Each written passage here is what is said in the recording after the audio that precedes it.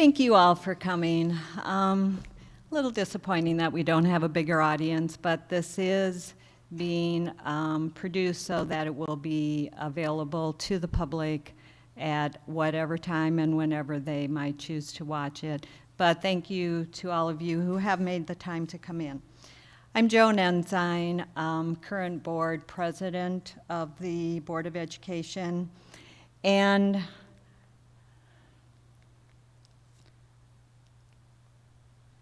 this was working. Aha. So that's our agenda for the evening. And I'm going to go through a few things before I turn it over to our superintendent, Randy Gutenberg. Starting with, you have to point this, what am I doing wrong? Point it back, up there. Turn it around. Okay, so I would like to introduce the rest of our board. I think many of our members are here tonight, starting with, I think Mark Hetzel is just walking in, our current vice president. Good evening, Mark. Judy Engebretson is our clerk down in front here. I haven't seen Jack Heineman, but I'm sure he'll be here. David Betcher is here. Dave, if you want to give a little wave. Ted Fry, I think, is going to be late, and I have not heard from Brian Hafer, another director.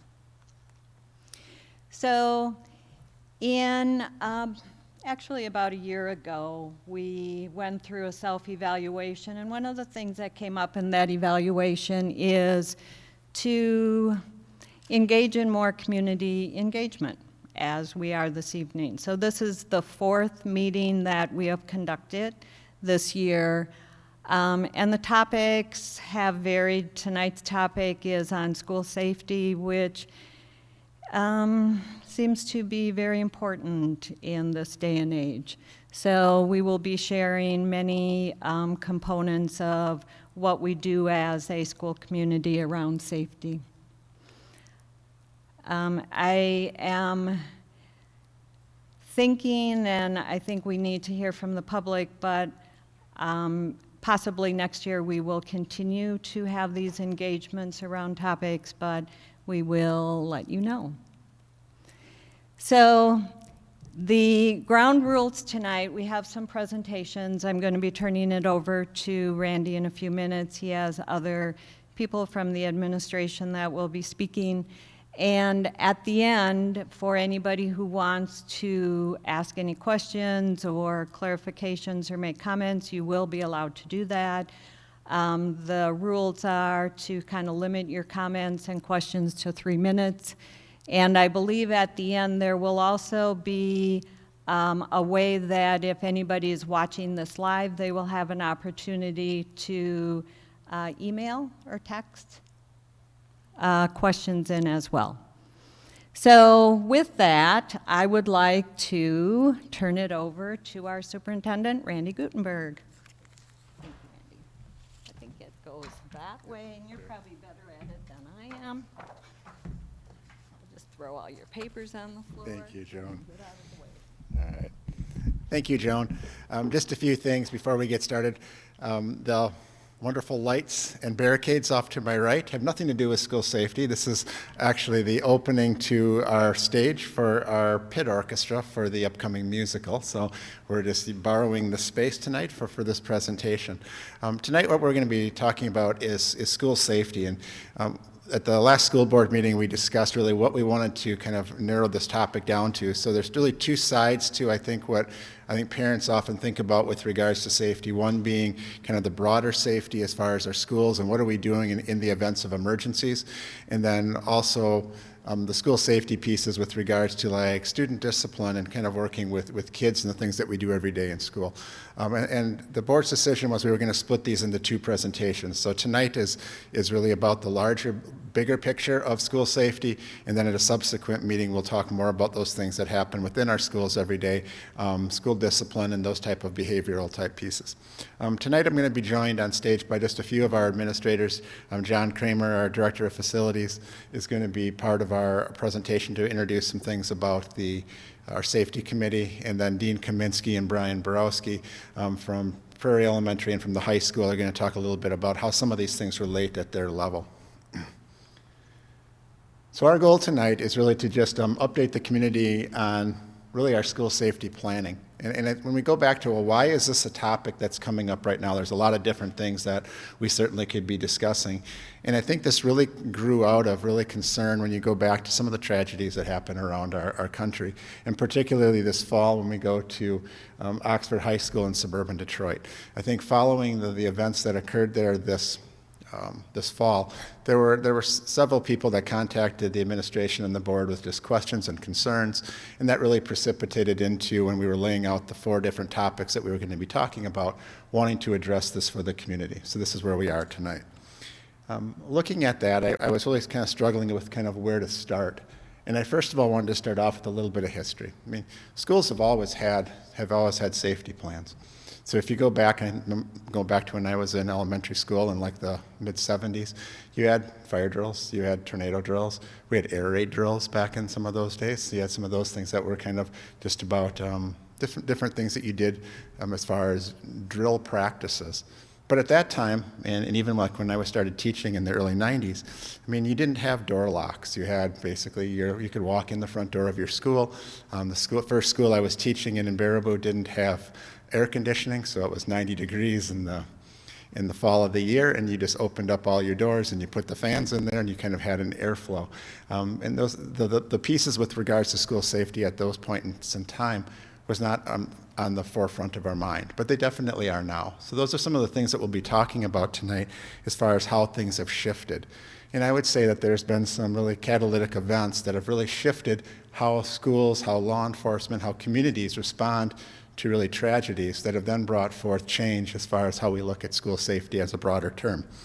Unfortunately, that's where I'm going to start tonight, is talking about a few of these things. I think we all can remember Columbine High School in Littleton, Colorado. That was probably one of the first large-scale incidents that happened in our country that had a lot of attention and brought a lot of thoughts to as far as how do we respond to really emergency-type situations, in this case, individual or multiple individuals who were harming kids within the school. I think after Columbine, there was also a reevaluation as far as how does law enforcement respond to an incident at school. Then you go into things like Virginia Tech. Virginia Tech was really, there were some things that occurred in that example that helped to really outline kind of the premises behind our ALICE program, and as far as how you respond to any sort of a intruder in your building. And some things like barricading your doors came out of the Virginia Tech experience. You see the things from Sandy Hook, which was, I remember exactly where I was during the Sandy Hook, learning about that. I was writing in my office a message to parents in the early evening, just trying to assure people that we do take safety very seriously, and those are concerns of ours. And then you start to look at things like Parkland, Florida. And when you look at Parkland, that was one that precipitated in 2018. The safety grants that I'll talk about tonight were really precipitated out of the events that took place at Parkland. The one when I think about all of these things that's pretty close to home is Casanova. It's over by Reedsburg. In 2006, I mean, just to kind of give a little context, I was a superintendent in a little town called Montello. All of my administrators were gone that day. I was the only administrator in our building. And I remember getting a call from our sheriff's department telling me about the incident that occurred at Weston High School, and the principal was shot. I mean, that's a pretty hard call to take. I remember sitting down in a chair in the hallway and just thinking about kind of what that meant. And I bring that up tonight not to really start off on a negative note, but I think it's things that when you work in schools, we get involved with schools because we love kids, not because of incidents like this. God forbid this ever happens, that we ever have to deal with something of this nature. But it's something we have to be prepared for, and we have to think about how do we make sure that we can provide the safest environment possible when we know that there's things that we have to guard against within our communities. So that's really kind of the stepping point of, and the spirit of which we're trying to walk forward here tonight. And I'm going to walk through quite a few things in a number of details. Coming out of all of those, obviously, what I talked about, the ALICE program, and that's actually where I'm going to start, because one of the things that I think parents are most concerned about is you hear of these large-scale events like this that are very tragic, and it's, well, what are you doing about it? I mean, Asher Torbeck from the police department is here. He was instrumental when he was our school resource officer in helping us to bring forth the ALICE program for us. And that's the alert, lockdown, inform, counter, and evacuate. It's really those 5 acronyms that kind of really articulate to our students and our staff how we are going to respond in the event that one of these things occurred in our school. First of all, you have to be alert to your surroundings. You have to lock down, stay where you're at, listen for directions, gain information. Hopefully you're able to evacuate. So for example, if something was happening at the other end of the building and we had that information, all of us could evacuate out the side door and get outside. I think prior to that, there was a thought that you kind of hunkered down. And I think this is a piece that really was very informative, that it gave a lot of power to staff to make decisions based on information that they had at hand. It also has that piece that's a counter. So if something did come and you were face to face with it, that you had something that you could do on a positive, active end to try to mitigate the threat that's in front of you. Those are daunting things for us to teach. And I remember when Asher was first bringing these pieces forward and we were thinking about how we bring these to all of our students, it was challenging for us to kind of think about how we're going to have these conversations with our staff and with our kids. And I think overall, and with the support of a lot of parents, of understanding that this was now becoming a life skill. I mean, I share that because when one of my daughters was in high school, she worked in a retail place down by the mall, and there was a shooting at the mall. And all the people came into her shop. And it kind of hit home really close that these aren't just things that we have to be thinking about when we're in school. They're things that we have to be thinking about when we're out in our communities and everywhere. So all of these pieces, I think, are effective, obviously, within our school community, but they're also true no matter where you are in your life situation. We do training for our staff. All of our new staff are trained on the ALICE program as they enter our school district. We do drills in our schools. We actually will be talking about later on about reports that we have to do on a monthly basis to the school board per requirements by the state of Wisconsin. But we also have to look at, as we're having these hard conversations, about age appropriateness. So Brian can have one level of conversation with his students at the high school, and Dean's going to have a different conversation when you're talking with kindergartner and first graders.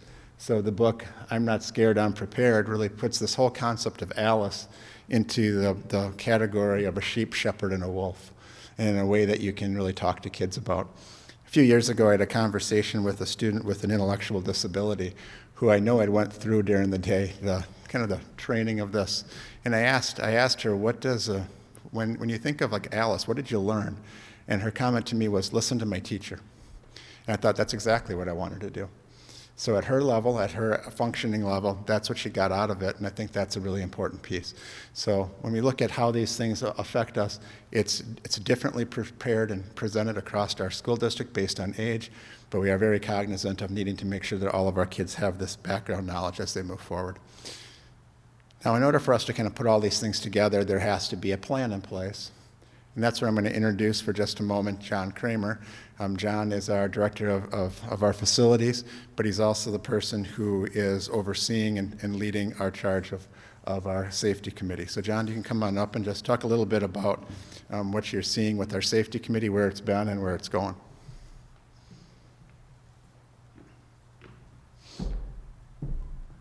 Thanks, Randy.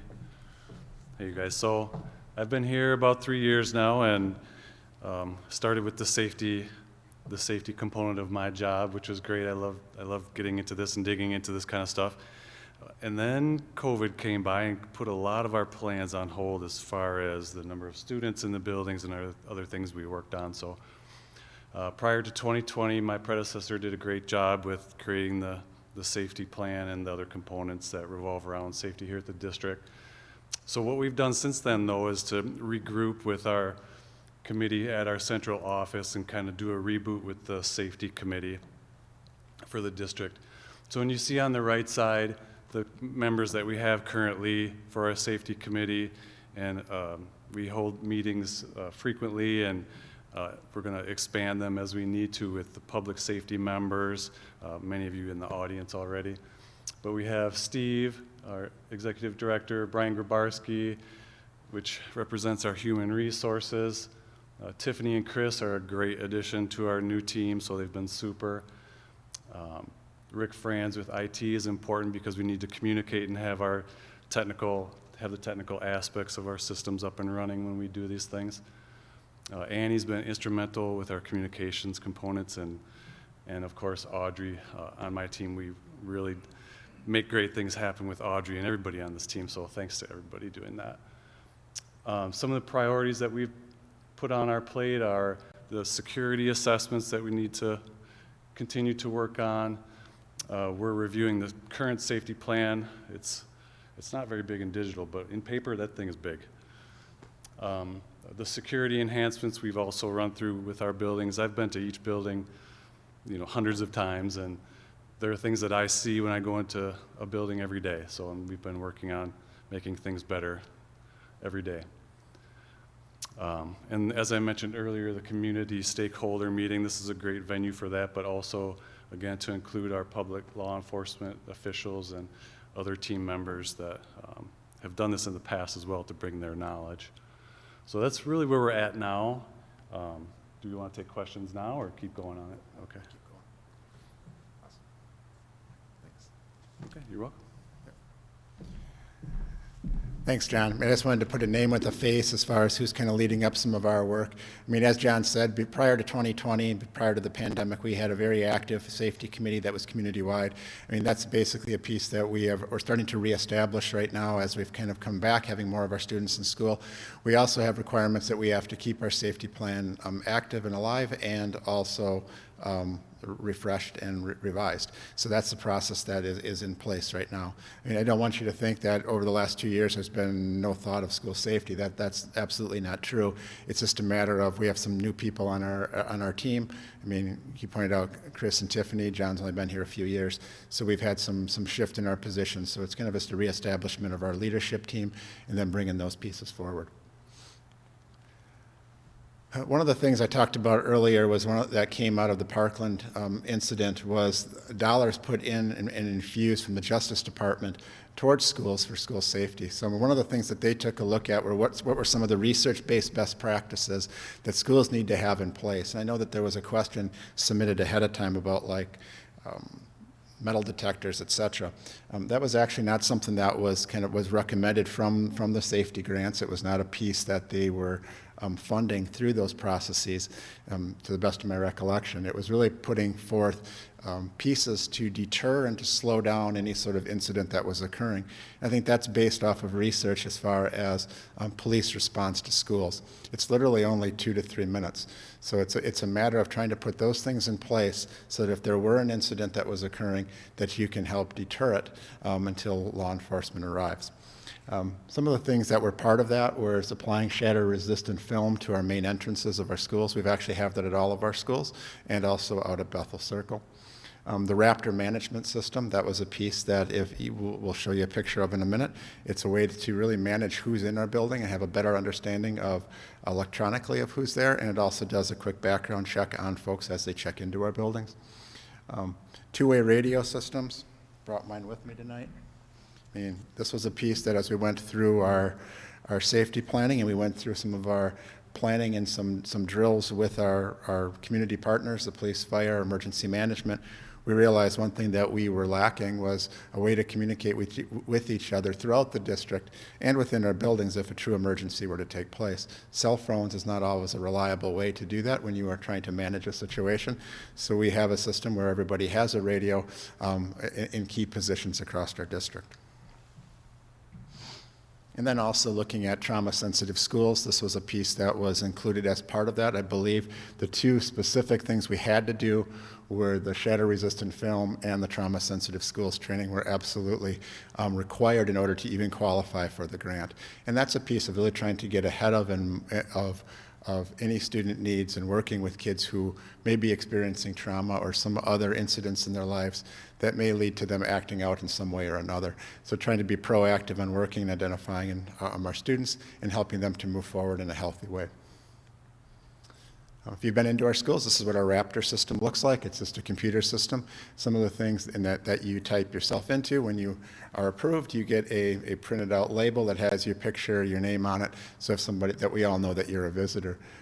The system does a quick check of the sexual predator registry to make sure that we aren't letting anyone in who has some of those flags to their record. It also allows us, for example, to be able to put some additional flags into the system in the event of things like custody issues. If a child can't be picked up by grandma, for example, or by a spouse or a boyfriend, if there's something of that nature that's required by the courts, we're able to put those pieces in there so that we know who we can send our children home with. It's also an accounting system for our students, for our purpose is to know exactly who's in our buildings. So if we did have to evacuate, we had to have a fire drill or a fire incident or any other type of an emergency, we know the people that are in our buildings so we can work on accountability and making sure we account for all individuals. I already talked a little bit about the radio systems. This is a piece that we really found through some of our drills and practices on a village and a community-wide level. This was something that we needed. The other enhancements that we did, we talked a little bit about the trauma-sensitive schools. Many of our staff, I think all of our staff at this point, have been trained in the trauma-sensitive schools. And that's really looking at how we address our needs of our students moving forward.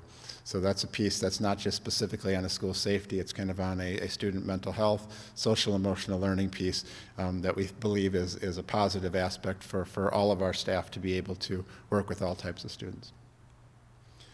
There was also a second tier to these grants that came out. This one was much more robust. This was $234,000. It again had some specific requirements for training and also for some continued expansion of some of the things around the shatterproof glass. So you see the adolescent mental health training, school violence threat assessment. So that was a piece that we actually went through and have many of our staff in each building who are able to then do actual threat assessments if there was a student that we felt that was in some way a danger to the school or to themselves, that we can assess that. Looking at some of the FERPA laws with regards to privacy.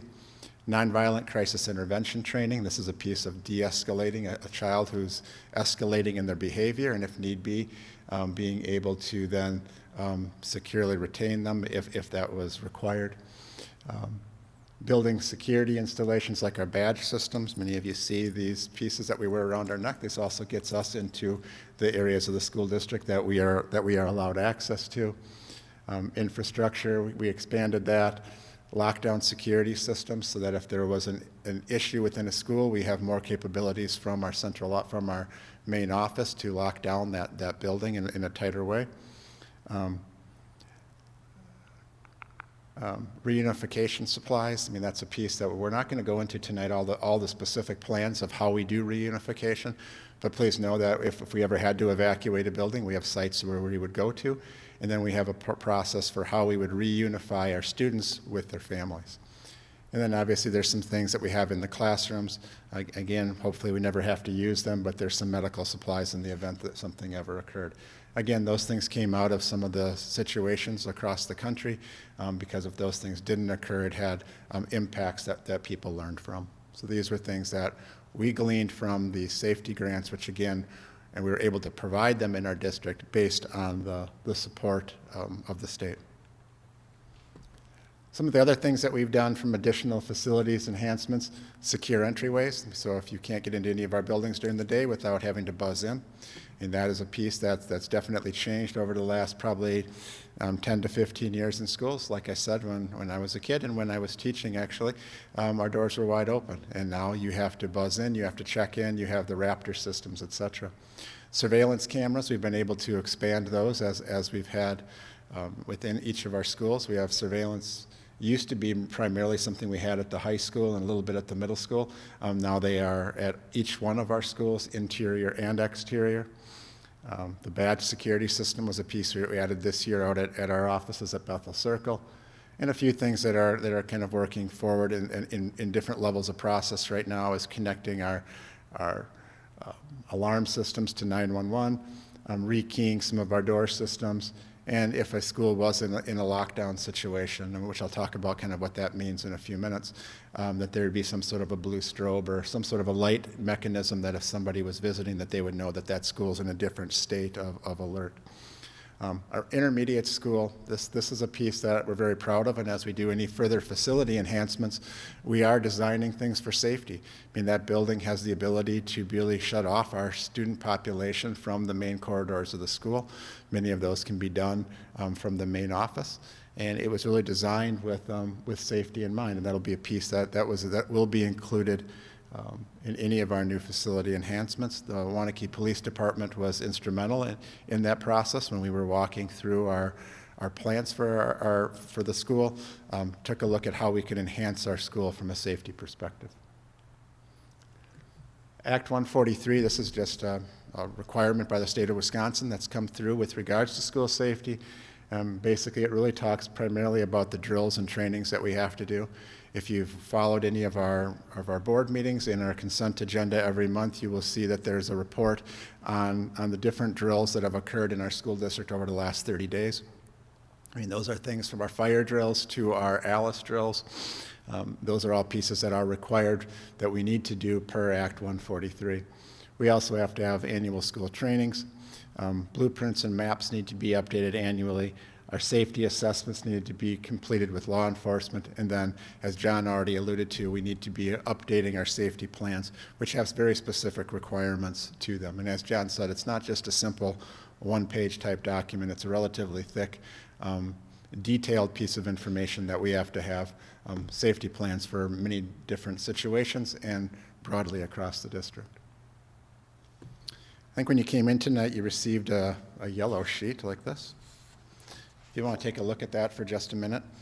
This is really found in each one of our classrooms in the school district, and it really talks about different types of actions that could take place, or different types of situations that could take place and what you would need to do. So obviously we understand what happens when the fire alarm is pulled. Obviously we need to exit the building. This is talking about kind of what that looks like if you're in a classroom, if you're a substitute teacher, you're the teacher who just needs a refresher of kind of what that piece looks like. It kind of lays a flow chart out and defines what a fire drill or what a fire situation would look like. Similarly for a tornado event, shelter in place, an outside environmental issue, that's one that we also have to plan for. So think of that as kind of like a chemical spill in the community. I mean, we were talking about things that could occur when you think of any of our businesses in town that maybe have chemical components to them. Or we also look at things like the railroad that comes through, if they ever had something that would spill or have a derailment that would cause some sort of an airborne type piece that would be close to one of our buildings, then we would just really need to shelter in place and kind of keep kids indoors. The two that you probably are most familiar with and that you hear most interchangeably, but we need to differentiate between what they are, is a hold and a lockdown. I'm going to start off with the lockdown. The lockdown is the most severe piece, and it's something I really hope I never have to call. This is the piece that you would see when you have your full ALICE protocols in place, where you are you're sheltering in place, you are listening for information, you're seeing if you should evacuate the building. It's those pieces that if you had a threat within your building to the safety and endangerment of your staff and students, we would go into a full lockdown. Our whole piece with that is we want kids and staff to get out of the building and get to a reunification area, and anybody who is in the proximity of a danger to have protocols that they can follow that can hopefully bring them out on the other side safely. The one you see most frequently is a hold. And a hold is a place where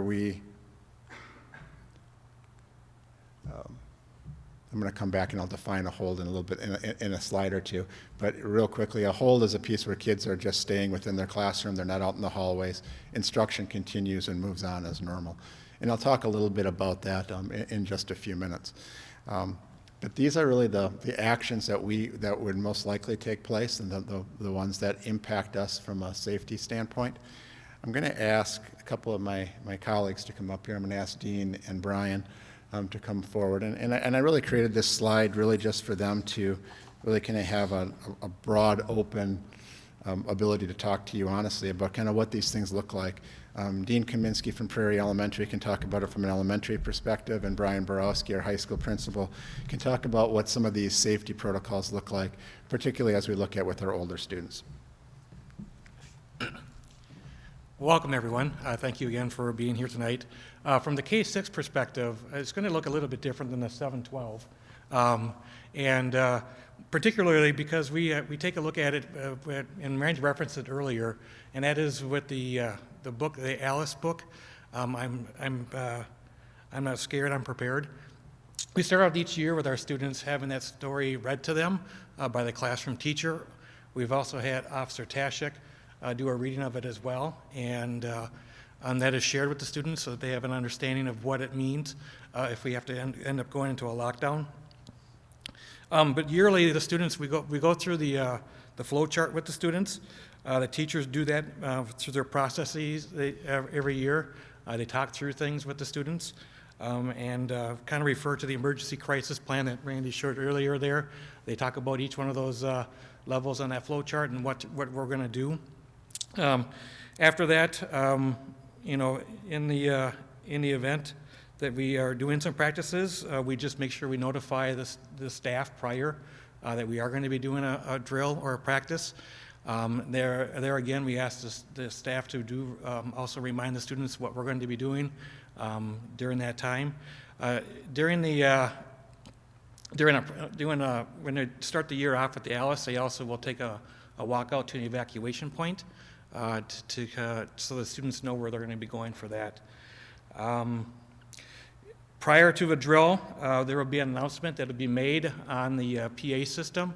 I make sure that I very clearly state that this is a drill, this is a practice, and we are going to be practicing our evacuation, or we're going to be practicing a hold, or in the event there's a fire drill, we don't necessarily always do an announcement because that fire alarm is in notification for that. Then during the drill, we do have people who are also walking around, just kind of checking things out, making sure that we are doing the things as procedurally that we need to be doing.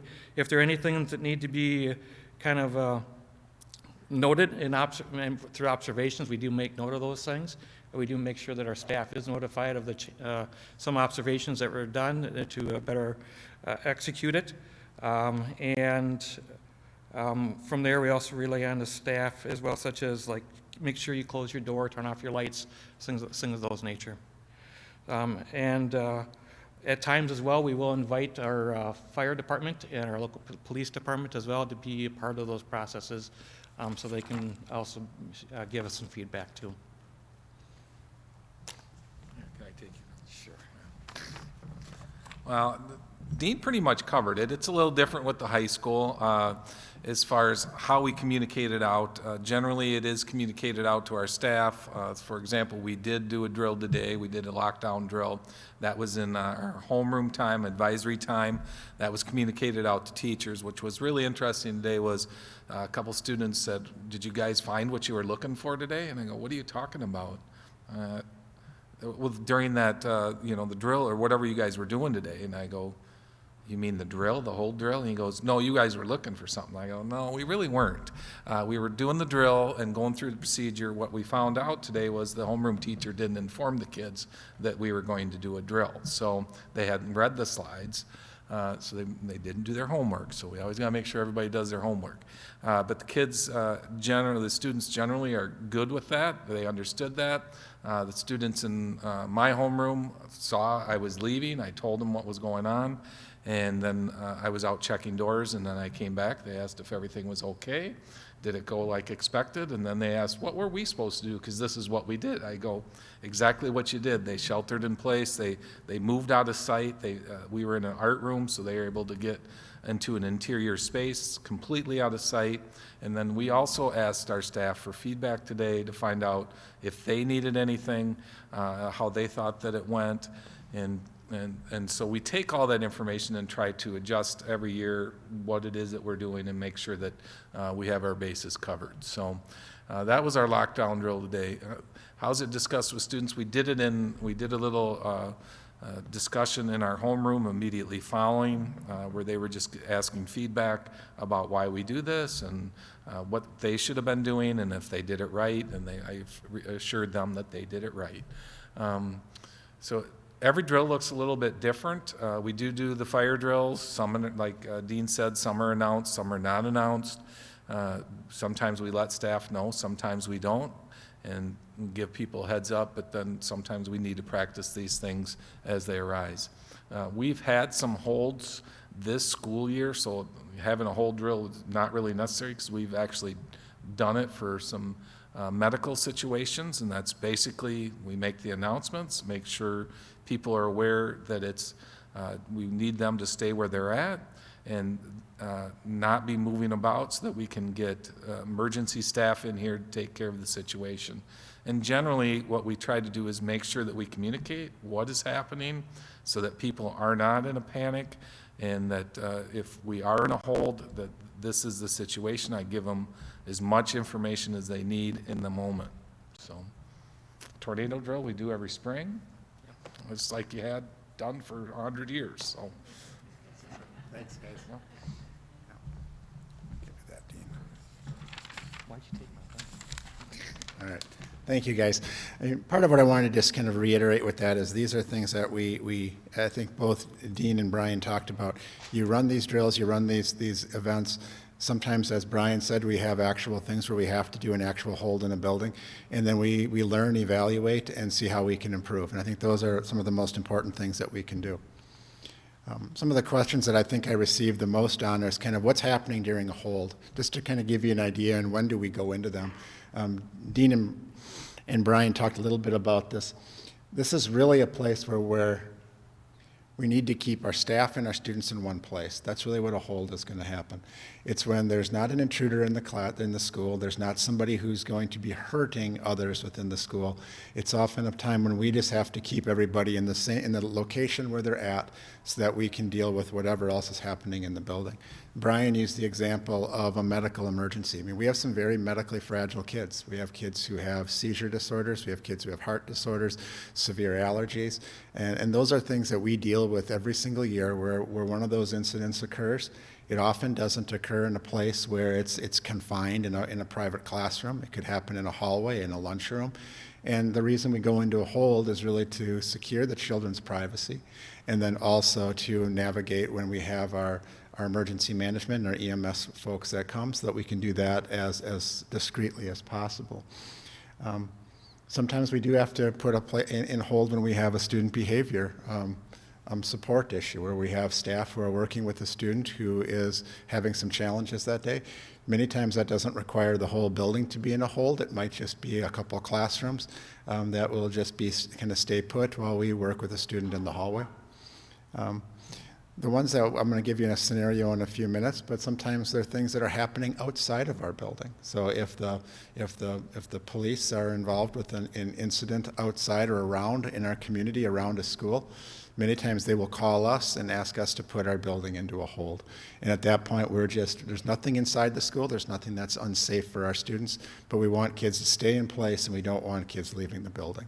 So that could be a situation where they may be, I think we've had things where someone's been issued a subpoena, there might have been a search warrant, there might have been an arrest warrant. Sometimes we've had, I think, like where somebody, like a car chase came into a neighborhood. So all those different scenarios that can happen just within a community, when they get closer within proximity of a school, it will precipitate us to go into a hold. This can happen at a part or all of a school, as I said, depending on what the issue is. And at those times, students are in their classrooms, their instruction is continuing. We're trying to keep it as normal of a day as possible. And sometimes that may bridge our passing times if you're at like the middle school or high school. So a class may not pass to the next class until after the hold is lifted. So let me give you a scenario, and I think this is a really important piece as far as what we're talking about, so you kind of know what our thinking is when something occurs. And the scenario that I'm presenting here tonight is something that we've dealt with 3, 4, 5 times in my time in Waunakee, and it's usually when there's something involving something in the neighborhood that our local police department is dealing with, and they've asked us to put our building into a hold. Dean Kaminsky, I had him speak tonight because I think you've had 4 or 5 of these over time, just how it's kind of occurred. But the first thing that happens when that occurs is the police department will call our school. So usually someone in Dean's office, for example, would be receiving a phone call. It might be from dispatch. It might be from one of the gentlemen who are here from the police department just saying we have this incident in the community and we've been asked for you to put your building into a hold. At that point, we make the announcement and the school and the building administration makes that decision, and we move forward with putting the building into a hold. Students are in class remains. They're waiting for further directions for either the hold to be extended or for it to be discontinued so we can go about our normal business. The 4th bullet point is probably the most important one up there. And it's really, I learned this firsthand with my own children, is students will text their parents immediately. So the second that Brian or Dean or any of our principals put a building into a hold, the first thing our kids are doing is they're pulling out their cell phone and they're texting somebody. When my own children were here at the high school, I was actually in Aaron May's office. I'm in the office talking to him. Brian put the building into a hold. By the time I walked from his office, not even halfway to get to Brian's office, which is a whole 30 feet, my daughter had already texted me, wanted to know what was going on. And that's when it occurred to me that that's what's happening with the 1,400 kids in our building. So when that occurs, what I'm asking for is patience, because what we are going, this is kind of, we've just put ourselves into a hold. You've probably received communication directly from your child, and I get that that is a piece that kind of gives you pause as far as are my kids safe, et cetera. The next call that's happening after the building is in hold is they're calling out to to my office, and they're letting us know that we are in a hold. And part of what's going to happen at that point is I want the principal to be focusing on the staff and the students in the building. I don't want them trying to interact with law enforcement, et cetera, unless there's something specifically related to their school that they need to be. I want them to be focusing on the kids and their staff and keep them safe, keep them calm, and address that situation. At central office, what we will do is we have a whole team that will then congregate. We are looking at what is the information, what's happening, and we're communicating, and we're that conduit back to the school. We'll often be in contact with the members of the police department to get the specifics of what's occurring. If it's an issue where it's really not going to be a safety issue for us as a school, but we're really doing this as a precautionary matter, we're asking kind of what's the time frame and how long is that going to be? How long do you anticipate us needing to stay into a hold? That's the information we're gathering. And then it flips very quickly into the moment we have that information, we're starting to put together our communication out to parents. And in those situations, it's going to go by most of as many means of communication as we can. It'll be the phone, it'll be your text, and it'll be email.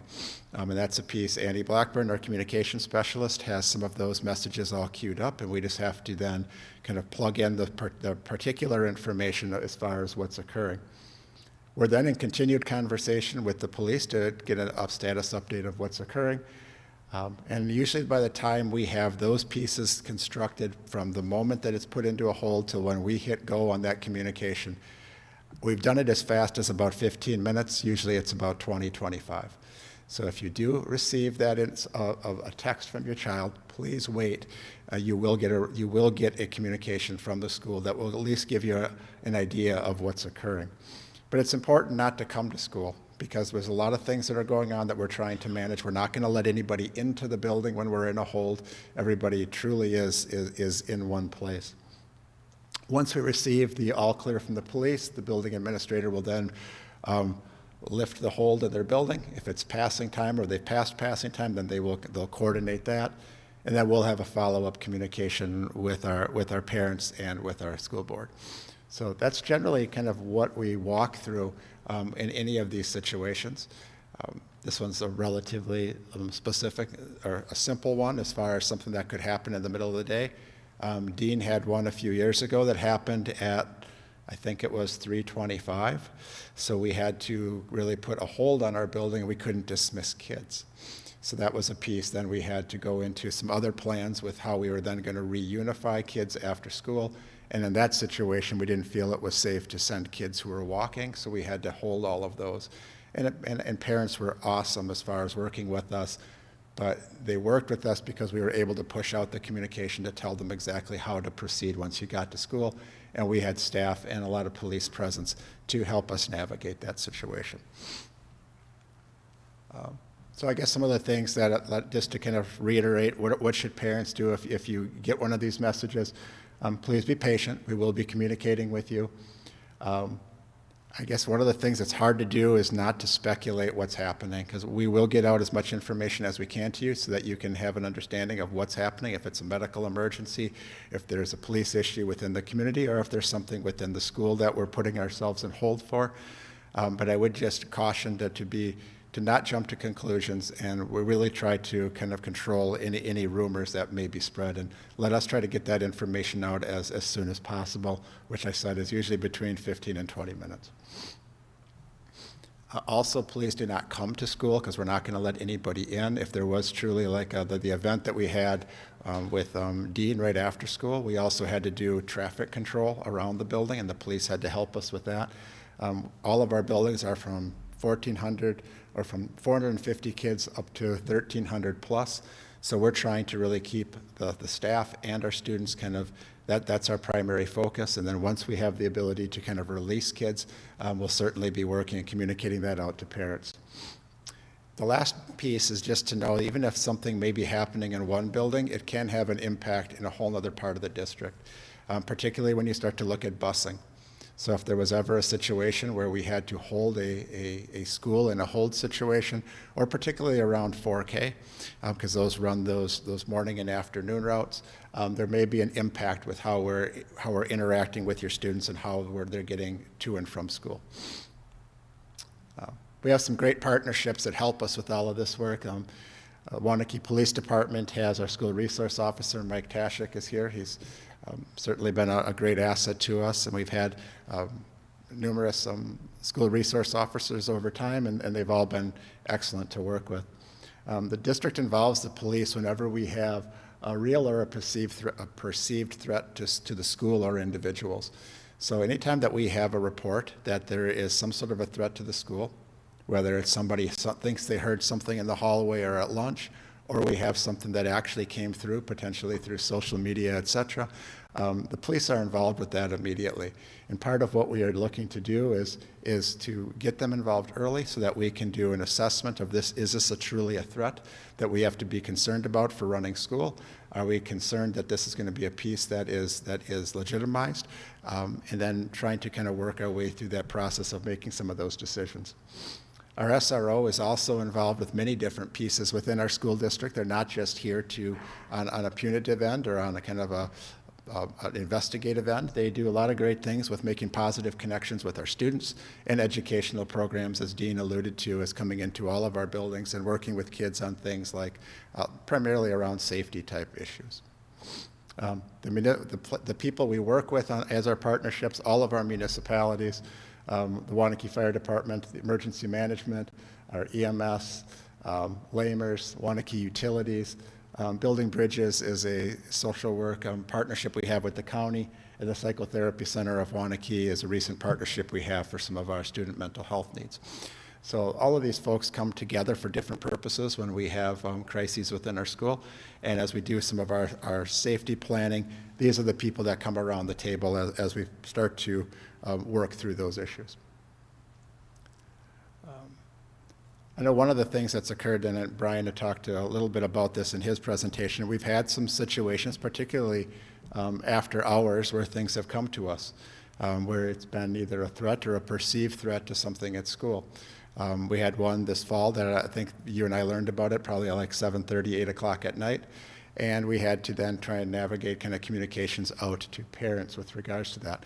In those situations, the police are always involved. Absolutely, as part of our assessment, they're going to the house of wherever the student is who potentially has put forth a threat to an individual or the school. There's a threat assessment conducted, usually in conjunction with the police department and our staff, to determine is this a threat that we have to be concerned about, impacting our ability to operate our schools the next day or during that day.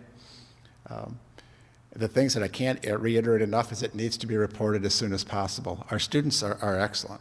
I mean, a lot of the things that we catch as far as things that are happening in our school that shouldn't be are because students bring that forward to a teacher, to our administration, and then that's able to be expedited immediately. But if there is something that happens and it's after hours, you learn about it, your child learns about it, and you please don't wait. I mean, I think that's the number one piece. I would say don't just take time to email one of us. If it's truly a threat that you're concerned about, call the police department. They'll get in touch with us. They will let us know kind of what's going on, and then it'll kind of start the process from there.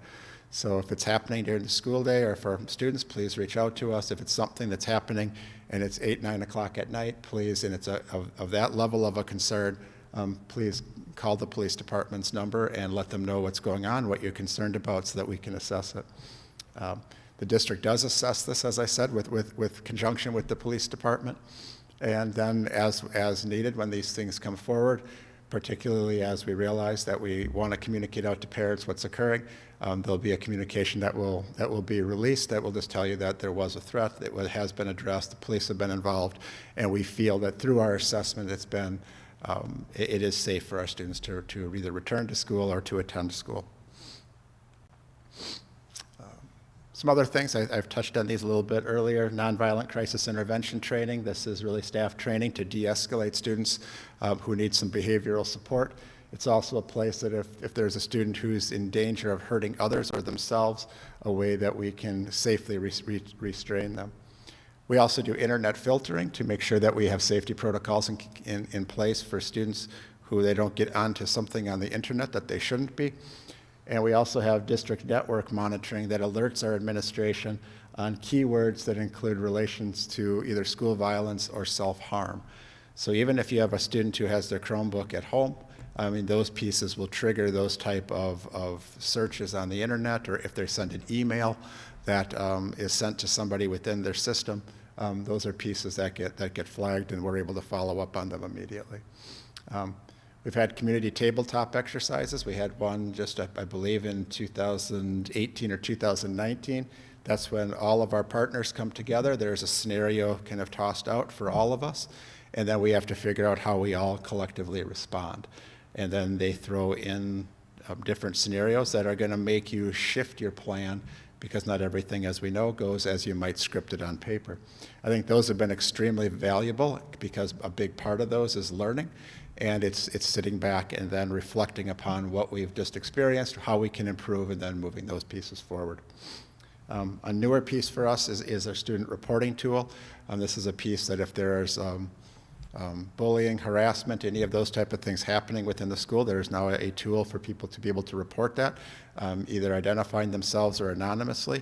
There are some pieces happening, I believe, concurrently right now with trying to explain this in more detail to our students, but I know that there have been some students who have already been utilizing this tool as I've connected in with some of our principals. So those are a few other of the pieces that we have in place across the district. This is actually kind of just the last slide I have. There are other safety pieces, obviously. Inclement weather, snow days, those are really pieces that we're trying to keep kids safe when we're trying to bring students to school. That actually falls on me, usually in the mornings, to be able to make that decision. And it's really kind of looking at not only our buses being able to get through, but also having a kind of a mind that we have a lot of our own students that drive to school. So it's kind of trying to balance both of those. It doesn't always seem consistent from where you might be viewing, like, is there a specific number of inches of snow, et cetera.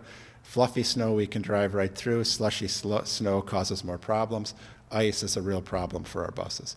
And if you have ice underneath snow, that's really bad. If you have ice on top of snow, that's actually okay. So there's a few things that we've kind of learned over time with kind of snow and inclement weather, but those are decisions. I always tell my kids at home I never like calling snow days, so that's kind of where I kind of lean. School facility matters. We had one of these this year. Dan Carter's building had a water main that broke, and we had to just shut down that school for one day. The rest of the school district was able to operate, and then they were able to get that piece brought together. That followed really the same protocols that we had on the issue I said about how we follow through with the hold situation. In that case, it just happened to be not an emergency piece, other than we weren't going to have water the next day. And so we needed to follow that same communication protocol. But we look at those things as water, gas, electric, internet, phones. Rick Franz in our IT department is looking at a lot of redundancy in our internet. So if one part of our district goes down, it can at least, we have ways that we can continue to power the rest of our district. And then phones are an important piece. All of our phones are tied in through our network systems today. So we need to make sure that we have at least some phone connectivity. So we do have the copper line wire that comes into our building. So at least we would have one line in the event that our phones went down so we could operate. Medical situations do happen. I mean, we have on any given day, we have 4,300 students and 600 plus staff. So we've had situations with staff and students that have required us to provide medical attention. Not all of those yield in a hold situation or an impact, but there's certainly things that we have plans in place in order to address. And then anything that I would say is other are things that can just happen when you have that many people in one place, and we're all trying to just things happen.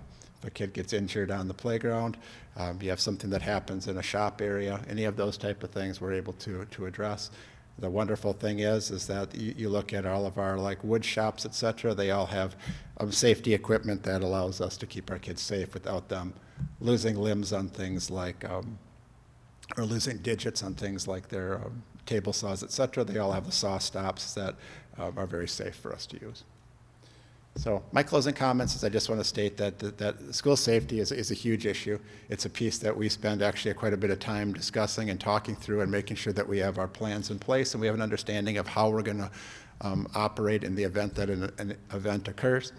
And it's a piece I just want parents to know that we realize that is a high anxiety piece for parents.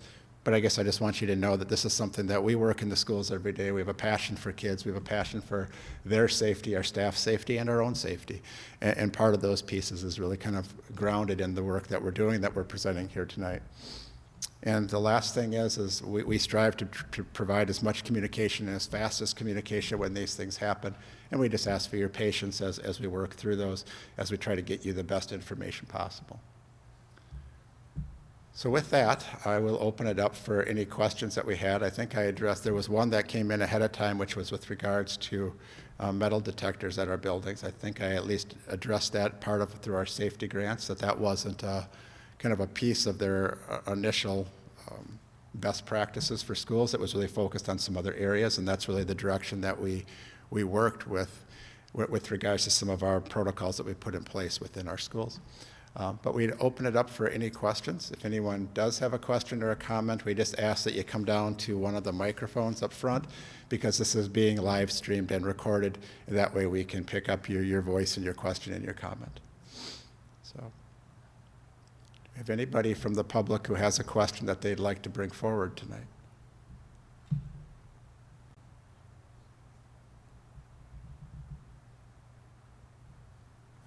Well, if not, I just want to say thank you for those who are in attendance and those who are watching online.